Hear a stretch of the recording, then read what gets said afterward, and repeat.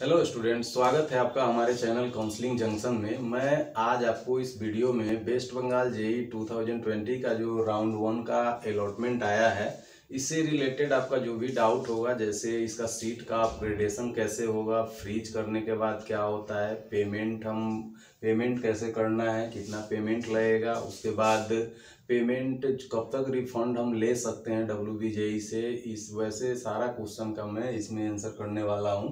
तो बस आपसे रिक्वेस्ट है कि इस वीडियो को लास्ट तक देखें। आपका जो भी डाउट होगा WBJE काउंसलिंग से रिलेटेड आपका सारा क्लियर हो जाएगा। तो चलिए सबसे पहले हम चलते हैं। आपका जो राउंड 1 का अलॉटमेंट है ये आ चुका है, 31 अगस्त को ही आ गया है। अब आपने अलॉटमेंट चेक कर लिया होगा, ठीक है। अब अलॉटमेंट के बाद क्या है कि मान लीजिए दो चीज़ें हो सकती है। अलॉटमेंट के बाद आपका यदि अलॉटमेंट नहीं आया है, आपने काउंसलिंग किया है पहला राउंड का और अलॉटमेंट नहीं आया है, तो घबराने की कोई बात नहीं है। आप वेट कीजिए सेकेंड राउंड का। सेकेंड राउंड के लिए आपको कुछ भी नहीं करना है, डायरेक्ट सेकेंड राउंड का जो अलॉटमेंट है ये 24 सितंबर को आना है, आप तब चेक कीजिएगा। अब मान लीजिए आया है आपका अलॉटमेंट, तो क्या क्या हो सकता है। अलॉटमेंट आया है तो दो चीज, जो अलॉटमेंट आया आपने अलॉटमेंट चेक किया होगा, वहाँ पे जो भी आपका कॉलेज और ब्रांच जो भी अलॉटेड है, अलॉटेड इंस्टीट्यूट और ब्रांच दिखा रहा होगा, वो आप देख लीजिए। यहाँ पे क्या है, फिर दो ऑप्शन आपको यहाँ पे दिखेगा, एक यस अपग्रेडेशन का,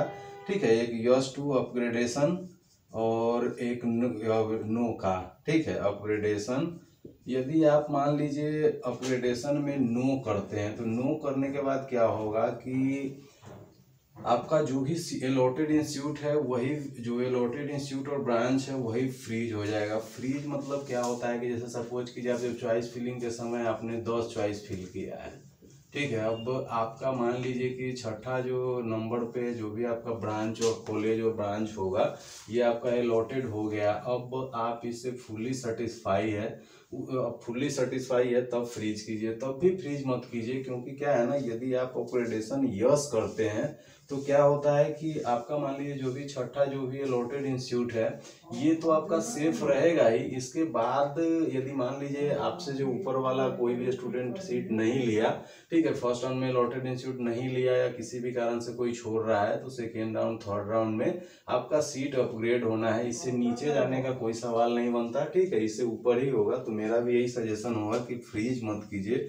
फ्रीज उसी केस में कीजिए कि इससे आपका मतलब जो आपका अलॉटेड जो पोजीशन है, इससे ऊपर कोई वैसा कॉलेज और वैसा ब्रांच डल गया जो आप नहीं लेना चाहते, तो वो हो सकता है कि सेकेंड राउंड थर्ड राउंड में ये अलॉटमेंट आ सकता है और आपको परेशानी हो सकता है। उस केस में आप फ्रीज कर लीजिए, अदरवाइज आप अपग्रेडेशन में यस ही कीजिए, ठीक है। आपको इसमें क्या है कि उससे बेटर ही कॉलेज और ब्रांच मिलने का चांसेस है, नहीं तो वो जो आपका अलॉटमेंट आया है वो सेफ है।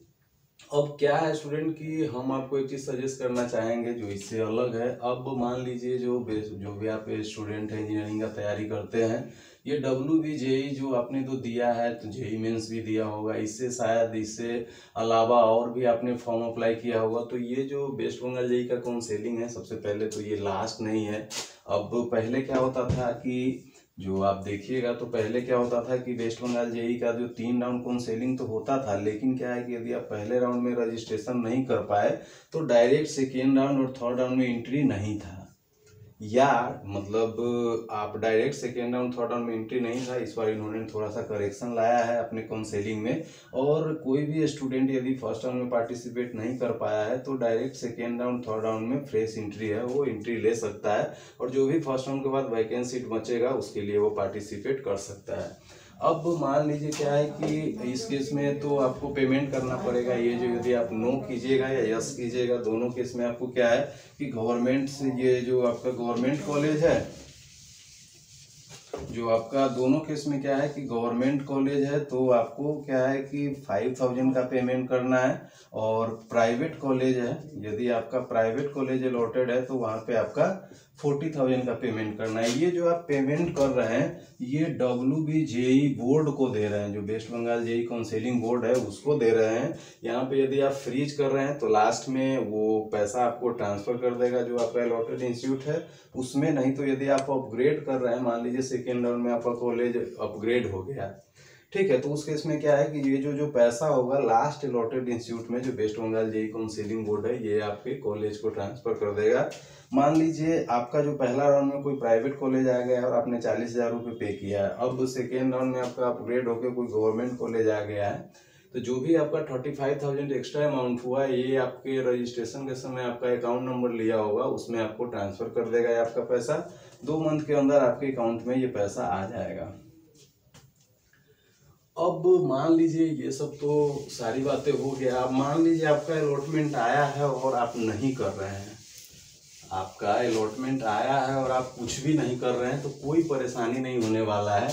मान लीजिए आपका अलॉटमेंट आया है, आपको ऐसा लग रहा है कि जो हमने चॉइस फिल हुआ था, ठीक है, ये हमने गलती कर दिया है, चॉइस फिल सही से नहीं कर पाया है, तो आपका क्या है कि आप जो चॉइस फिल हुआ है इसमें कोई लग रहा है गलती कर दिया है, या कोई नीचे बढ़िया कॉलेज नीचे डल गया है, लोअर कॉलेज ऊपर डल गया है, या कुछ भी लग रहा है प्रॉब्लम, तो आप मत कीजिए। क्योंकि मैं पहले भी बोल रहा हूँ कि जो WBJEE है वो सिंगल ऑप्शन नहीं है आपके लिए, बहुत सारे ऑप्शन हैं, ठीक है।